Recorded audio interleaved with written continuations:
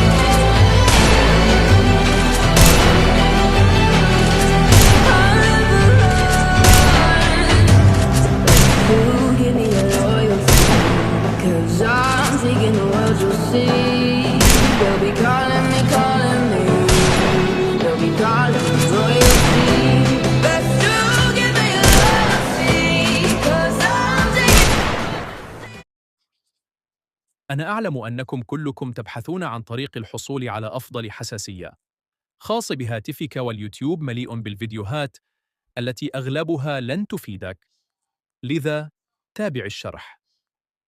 إذن الخطوة الأولى هي تحميل تطبيق واكا سيتنجز.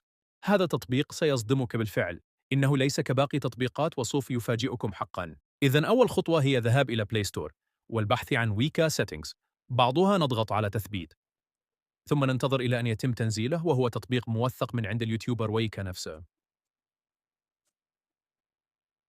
ثم نفتح تطبيق، بعدها نضغط على الخيار الأول هيدشوت سيتنجز، ثم نختار على أي جهاز نلعب، هل حاسوب أو هاتف. ثم راح يسألونك هل تستخدم دي بي آي أو لا، سنختار لا.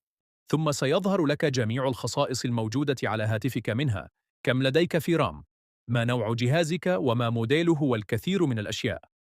لدينا الخيار الأول نعرف به الحساسية، الهاتف وفق خصائصه، والخيار الثاني هو حجم زر ضرب أو طلق، ثم أهم شيء هو تعلم طريقة صحيح لرفع الإيم، وآخر شيء هو أن تضغط على زر والاشتراك، وداع إلى الفيديو القادم إن شاء الله. I got black, I got white, what you want? Hop outside a ghost and hop up in a fan, I know I'm about to blow.